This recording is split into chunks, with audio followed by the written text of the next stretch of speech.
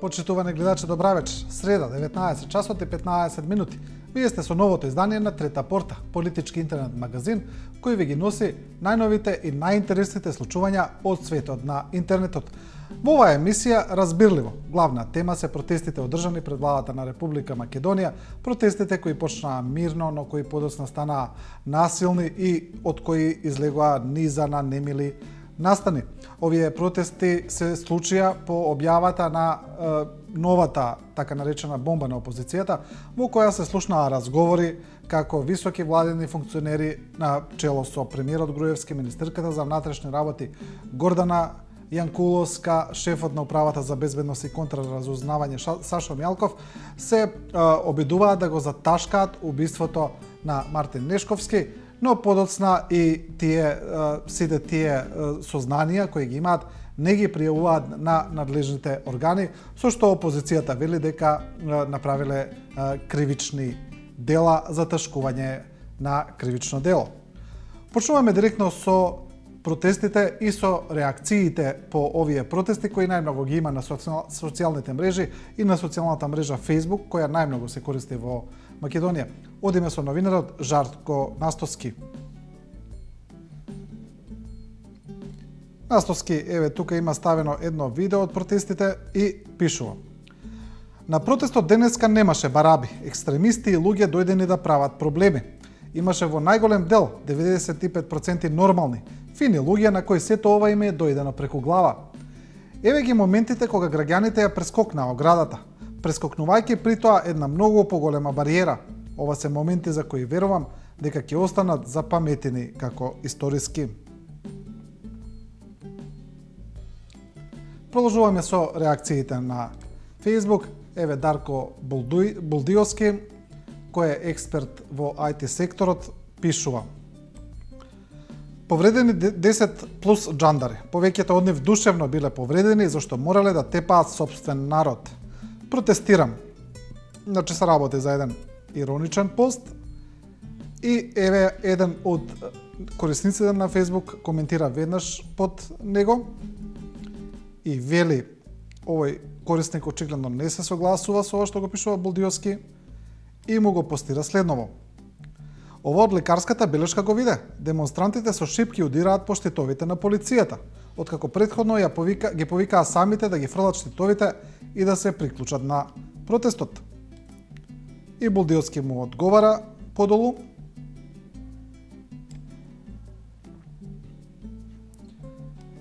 мора да бидеш за да посведочиш. Медиумската реалност е подложна на сензација. Ама немам намера сега да ти објаснувам. Биди денес во 18 пред влада, ќе сватиш што зборам. Тоа е постот на Дарко Булдиовски. Одиме со Даме Чкатроски, се извинувам, кој често коментира на Facebook, оние кои ја користат оваа социјална мрежа го познаваат. И тој сега овие протести ги споредува со протестите во Украина и почетокот на тамошната револуција. Чкатроски пишува: проблемите ќе настанат допрва кога народот во Македонија ќе го преведе зборот Мајдан, а зборот на сите јазици на Македонија значи Мегдан. И тука ќе видиме еден од коментарите, каде што еден Facebook корисник му пишува: Мајдан на турскиот јазик значи рудник, а тас значи камен. Значи се асоцира на нешто цврсто и на можни цврсти настани.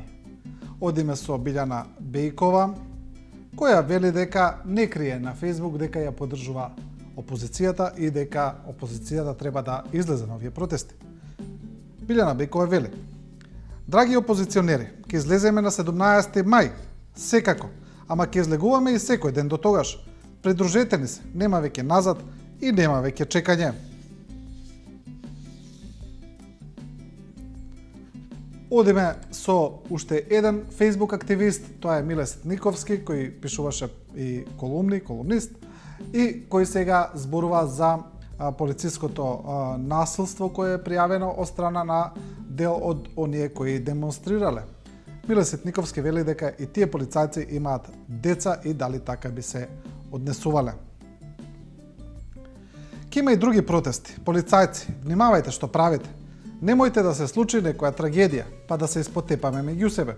Имаше луѓе со мали деца пред владата. Внимавајте. Силата не е во пендреците и водените топови, во народот е, а вие сте тие кои треба да го штитите. И тука ќе видиме два коментара кои велат да излезат и децата на полицајците, дали исто ќе постапат, дали ќе удрат и по своето. И одговор ќе разберат, мора да бидат со народот. Тоа го пишува на постот на Миле Ситниковски.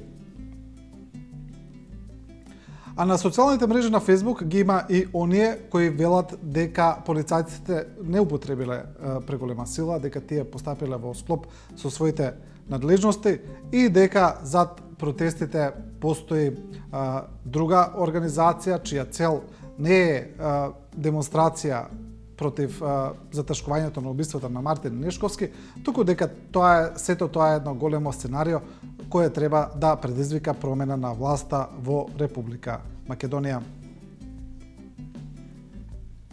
За ова пишува новинарот Цветин Челиманов. Неговиот пост е: гледам фотографии од протестите вчера и меѓу демонстрантите не можам да видам ниту еден доволно стар да ја памти штелата од 2001 година, освен неколкумина што и тогаш учествуваа во штелањето.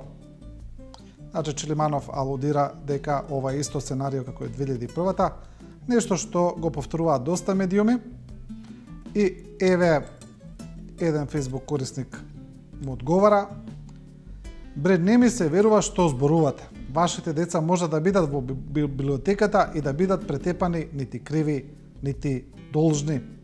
Ова се зборува за еден настан кога полицијата упадна во библиотека кој ние ќе го видиме тука во Трета порта подоцна. И еве ќе видиме еден одговор. Секако дека сум против упаѓање во библиотека и легитимирање луѓе. Ако имало некое тепање, не сум видел, иако гледав доста видеа, а и на погорното не гледам кој е натепан. Треба да се пријави во полиција, на медиумите и на секаков друг легален начин. Ете, тоа се постовите под написот на Цветин Челиманов. А Абедин Зимбери, кој е поранешен командант на така наречената ослободителна војска во Македонија, која делуваше од 2001 година, кој подоцна беше и пратеник, а сега е жесток критичар на власта на ВМРО ДПМН и ДУИ, вели дека протестите се логичен след на сите случувања и дека тие ќе донесат до промена на, како што вели Зимбери, режимот во Македонија. Еве го неговиот оглас на Facebook. Ова е преземено од други медиуми, вели ова е почетокот на крајот на режимот. Ваквото идиотско однесување на власта кон луѓето кои сакаа само да протестираат за она што го слушнаа за убиството на младо момче, што во една држава е многу нормално. Но е многу ненормално да се интервенира на таков насилнички начин, на таков насилнички стил на диктатор кој сака да се заштити, ставајќи ги во ризики полицајците кои се за заштита на народот, а не на диктаторот од една страна да си го тепа народот за да го научи да ќути. Нема повеќе да ќути, доста е ќутење. Низ овие тешки години ќутевме, трпевме се. Не украдовте, не убивте, не монтиравте разни случаи и ги полневте затворите со невини луѓе. Не ги тепавте децата по автобуси, не го поценувавте куранот низ карневали, праќавте националистички пароли низ спортските утакмици, не испразнивте државата и се лувајки го народот од Македонија на секаде низ светот. На крај му го свртевте грбот и на својот народ. Тука е веќе крајот. Народот конечно свати дека албанците и македонците не се криви за ништо, тие може да живеат одлично едни покрај другите и дека режимот е тој кој заслужува да биде казнет, пишува Зимбери. Ова е неговата фотографија и неговиот пост за, како што вели Зимбери, крајот на режимот. а како што кажав, дел од медиумите. И тоа се оние медиуми за кои слободно можам да употребам формулација дека често ги поддржуваат политиките на власта. Сега овие протести ги поврзаа со стратегијата на опозицијата и вела дека ова е смислено сценарио на СДСМ за дестабилизација на земјата. Одиме со порталот Прес24, кој пишува: СДСМ го почна црното сценарио. Ако треба и војна, да дојдеме на власт.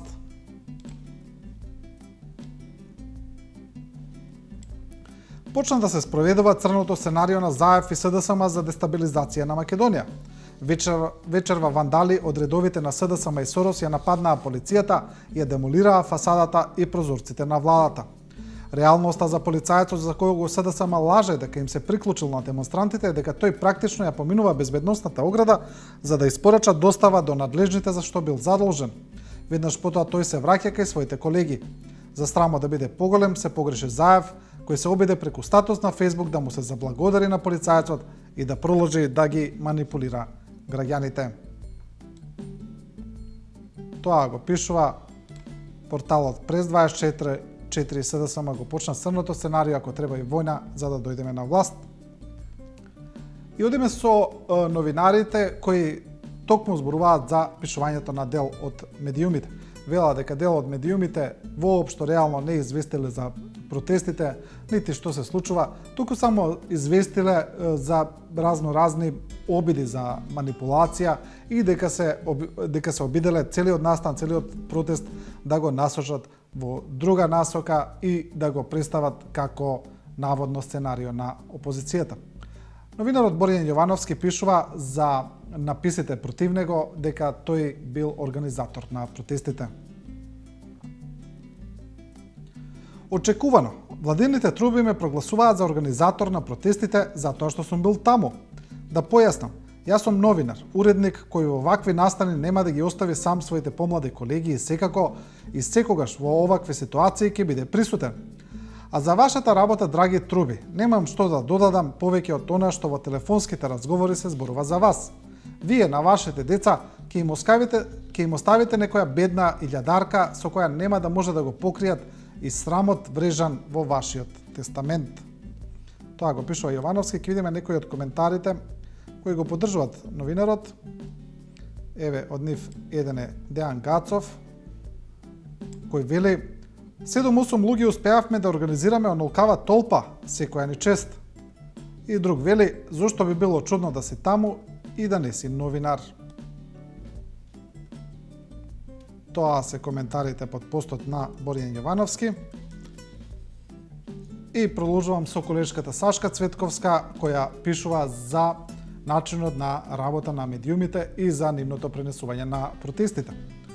Цветковска вели: вчера протестите не добиле баш простор на националните телевизии. Така беше и лани. Ова време при судирите во Ѓорче Петров. Да не би се вознемирила нацијата случајно со лоши вести. И ќе видиме еден коментар од исто така колешката Зорана Гаджовска-Спасовска. Така беше во првите вести, но тие вечерта околу 12 добија обратен тек. Лошите луѓе, изманипулирани, удрија по полицијата, па следе инсерти од посетата на Јанкуловска и на новиот заменик на радникот во болница на повредените полицајци. А дел од корисниците на социјалните мрежи сега зборуваат и за тоа, дебатираат за тоа какви треба да бидат протестите. Значи, некои вела дека воопшто не е спорно дека треба да се протестира, но постои дебата дали протестите треба да бидат мирни или дека не постои друг начин освен насилни протести за да се добие она што се посакува. Одиме со новинарот Миодраг Мишолиќ. Можноста за полициско насилство врз народот ќе биде многу помала ако има повеќе луѓе на улица. И ако не се дозволи разни луди глави или испратени провокатори да го испровоцираат тоа насилство, само многубројно и мирно. Тоа е рецептот и упорно. Тоа го пишува Миодраг Мишолиќ, а сега одиме со прегледот на Твитер настаните. Значи Твитер заедницата е особено активна во овакви случаи и тука може да се најде вистински извор на постови кои се речиси секогаш хумористични и во таква една иронична насока. Одиме со Твитер, одиме со хаштагот или значи со актуелноста под која се постира, тоа е овој пат долу влада. И еве, тука имаме значи илустрации, ајде Грујо време е и позади е пеколот. Револтот и бесот е многу помоќен од вашите платеници. Ете, тука се постираат и вести од странски медиуми, и лјадници во антивладини протести во Македонија. Пишуваат. Друг вели, во мојата чудесна земја ни во читална не се сигурен. Затоа протестирам. Па додава. Тука е еве фотографијата од Александар Нешковски со неговата мајка. И се вели, замислете ја вашата мајка во ваква ситуација. Па тогаш размислете дали нема да протестирате.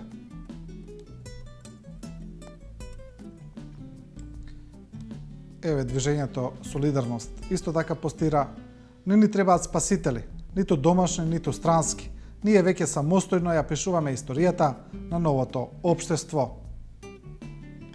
И уште еден твит ќе видиме: сите тие што беа на протести треба да бидат горди на себе, затоа што не се покориле во овие тешки времиња. Протестирам, долу влада. А сега одиме со видеото кое го најавивме претходно во емисијата. Значи, тоа е она видео за кое на кое се гледа дека група од полициските службеници упаднале во библиотека, веројатно барајки некој од оние демонстранти на улиците, или можеби не поради друга причина. За сега не е јасно зошто се случило тоа, но ова видео предизвика многу голем револт и бес на социјалните мрежи. Да го видиме видеото.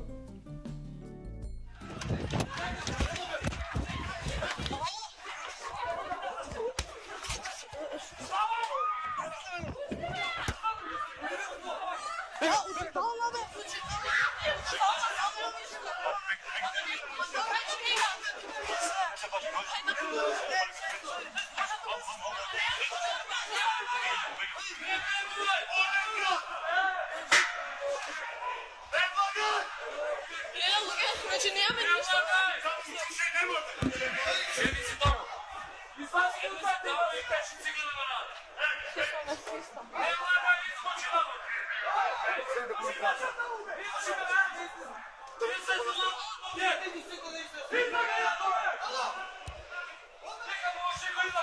Ама не се тука не е никој, до читална сме. Джаме не бркате. Остай. Ја страх. Шо се тераш?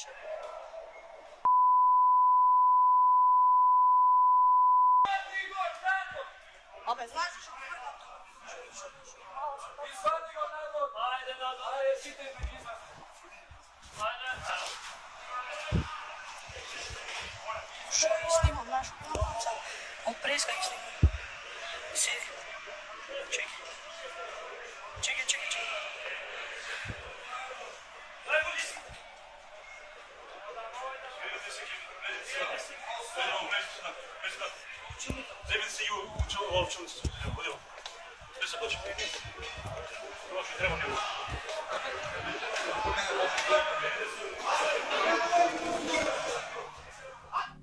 Да, ете тоа може да се каже на моменти и мачно видео, и одиме со дел од реакциите. Колешката Емилија Зографска пишува на Facebook: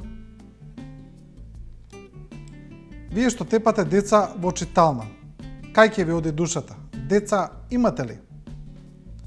И одговараат подолу: немаат души колешки, да имаше, немаше да тепаат деца и жени.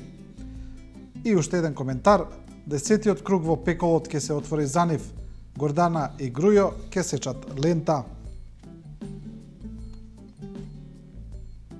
И народот вели дека понекогаш во мака е најдобро да се смееш. Во таа насока оди и новинарот Срđan Стојанчов, кој овој настан го одбележува на еден хумористичен начин.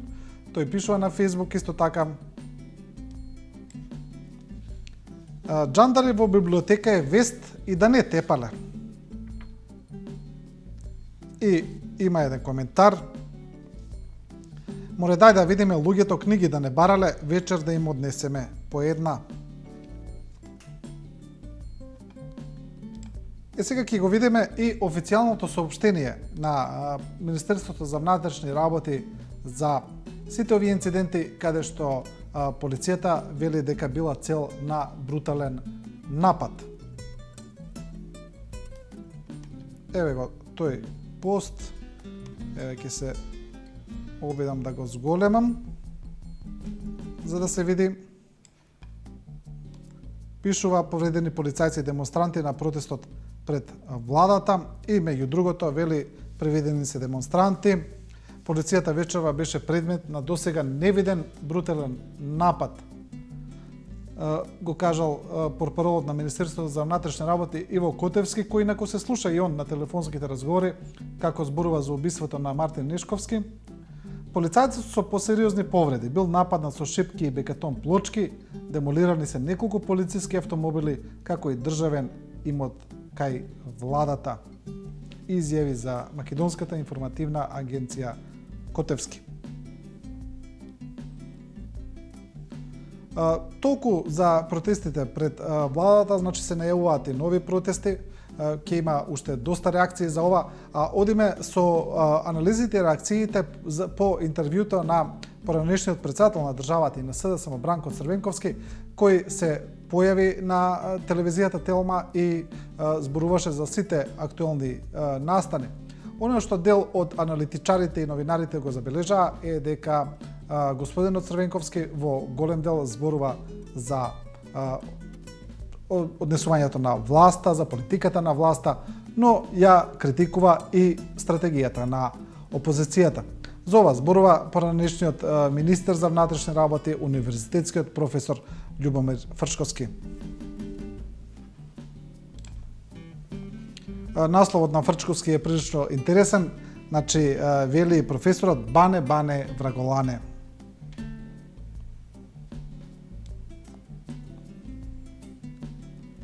Прво, ако е точно дека суштествена промена нема без етапа на борба, наречена народ на улици, прашање е како и зашто ќе се употреби тој народ на улици.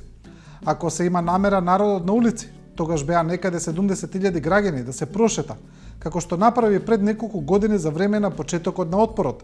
Части сендвич и побара мирно да се врати дома, тогаш имаме проблем со баневиот концепт.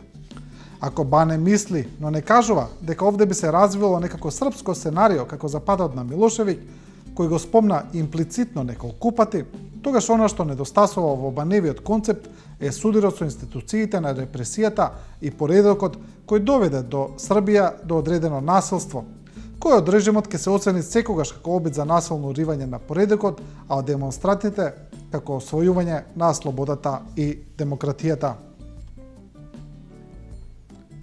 Тоа го пишува професорот Фрчковски во колумната Бане враголане, а одиме со новинарот Бранко Геровски кој пишува за истата тема и кој вели дека наставот на Црвенковски не бил и сосема до крај искрен, но Геровски вели дека сега треба според него опозицијата да продолжи понатаму и да оди кон обединување.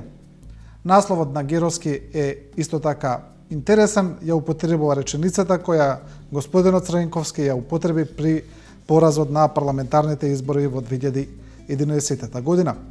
Бранко е во право и кога греши, вели Геровски.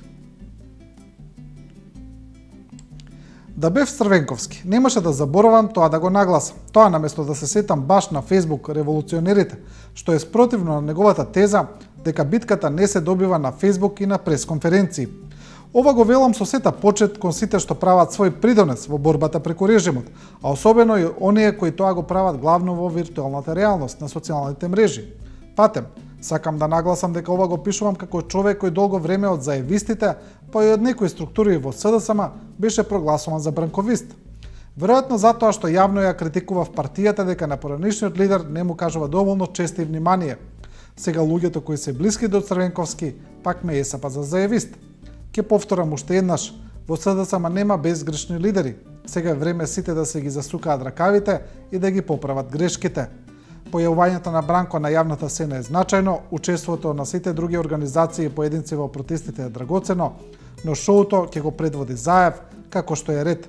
Јас така го разбирам обединувањето. Тоа го пишува Бранко Геровски. Бранко е во право и кога греши.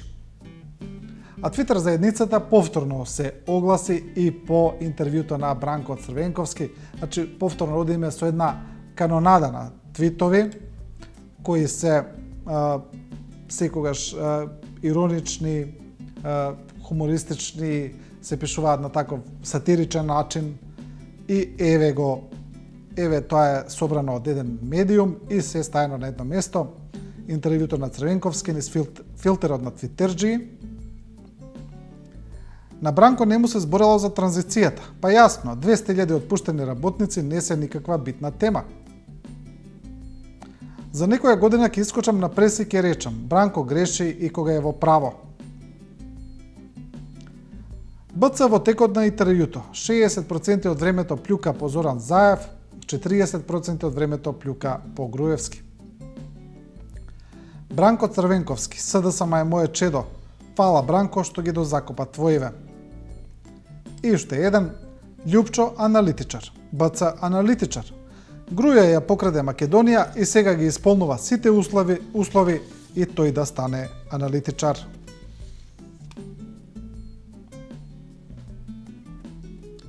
И делот за обраќањето на господинот Црвенковски ќе го завршиме со твитот на претседателот на Сдруженијето на новинарите Насер Селмани, кој пишува: Бранко решил да не спаси од Груевски. На оваков подвиг се одлучил откако бомбите на Заев му направија сериозна штета на борбениот распоред на ВМРО ДПМН. Бранко не кажа ништо ново во интервјуто на Телма од тоа што веќе го кажа во прочуеното писмо. Ново е само што сега му станало јасно дека враќање на голема врата во СДСМ нема да има. Без малку се нуди за враќање преку Капиџик, оти во СДСМ сите станале отпораши, откако конструктивецот Заев се освестил дека со преговори не се руши Груевски. А повторно се навраќаме на Твитер заедницата, која овој пат реагира за говорот на премиерот Груевски на Конгресот на ВМРО ДПМН во Куманово, и тоа е за оној дел кој многу беше коментиран на социјалните мрежи, каде премиерот Груевски на некој начин, така беше разбрано, вели дека треба да му се каже фала или благодарам за направеното за Македонија. И еве, тоа е, веднаш реагира Твитер. Фала Никола што ги потроши годините за да ги уништиш нашите. Фала Никола што молиме пари по телефони и социјални мрежи за болни деца. Собиравме за срце на Зоран, за Орнела, за Очила, за Тамара не мора. Еле, фала Никола и со Скопје 2014. Фала Никола што Скопје го претвори во Дизниленд, па не морам да одам во Париз. Фала Никола за тоа што младите ги научи дека единствен пат до успех во животот е или преку твојата партија или преку граница. Баш ти фала. Фала Никола што го научи народов да живее со 8.000 денари месечно. Еве уште еден. Фала Никола што цело време не убедуваш дека сите околу нас не се смртни непријатели, додека истовремено промовираш добрососедски односи. А колумна за говорот на премиерот Груевски има и новинарот Ерол Ризаов, која е насловена "Големото фала на Груевски" или "Големо фала на Груевски". Се разбира, исто така на ироничен начин. Тешко во оваа благодарница да се наредат сите успеси во едно мало новинско ќоше. Европеизацијата и членството во Европската унија и НАТО не се вредни за спомнување, бидејќи да беше таму добро, немаше сите да трчаат да бидат во големото европско семејство. Останавме последни на тој пат, нивните правила и мерила ги деградираат нашите успеси, нашата гордост и достоинство. Најголема грижа за нашиот човек се гледа што илјадници граѓани беа под суптилен надзор повеќе години. Сите нивни грижи и тешкоти некој непречено ги слушал и превентивно ги надгледувал да не скршнат од вистинскиот пат. Тоа го пишува Ерол Ризаов во колумната Големо фала за Груевски. И за крај да не ги заборавиме и средношколците и нивните протести, за ова пишува Кире Наумов од СДСМ, но исто така и во контекст на говорот на премиерот од Куманово, каде што тој кажа дека родителите ги поддржуваат своите деца кои протестираат и дека тоа според премиерот е погрешно. Кире Наумов сега пишува: Да, Никола, родителите обично ги поддржуваат своите деца. Тоа е така од век и веков. Обично зад нив стојат нивните двајца родители, а некогаш само таткото или само мајката, сеедно. Тоа е природен порив кој најчесто е добар предуслов за успех на децата, како што впрочем знаеш и ти самиот. Нормално е родителите да ги поддржуваат децата кога се сигурни дека се борат и прават нешто добро и големо. Но неретко е сосема нормално да им помагаат и да бараат помош од своите пријатели кога и децата знаат да грешат. Како што знаеш, така е, например, кога некој дете носи нешто недозволено преку граница и полициските кучења тоа ќе го откријат. Секој дете заслужува својот родител пред се помош да добие втора шанса, за пред се да извлече поука од тоа. Тоа го пишува Кире Наумов. И ќе завршиме со средношколскиот пленум, ќе ја видиме нивната Facebook страница и ќе видиме кратко едно видео кое го постираат. Значи, тие се исто така револтирани од изјава на вице-премиерот Пешевски, која таа, кога тој на еден од средношколците, како што они велат, му кажал дека знаеме кој ве праќа, и сега тие на еден нивен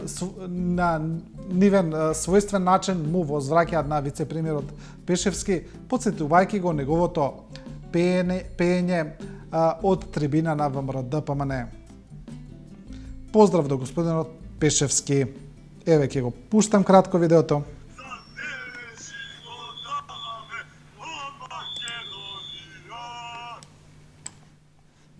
Ќе пуштам глас. За господинот Пешевски.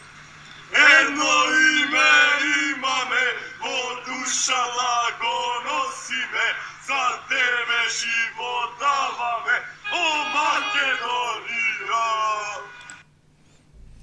Да, тоа е видеото и може би е подобро во вакви кризни, во вакви тензични моменти емисијата да завршиме сепак со песна. Трета порта, гледајте ја секоја среда во 19 часот и 15 минути. Не го заборавајте нашето мото дека ние не ви кажуваме како да размислувате, туку ви ја прикажуваме големата слика. До тогаш останете со програмата на 24 вести.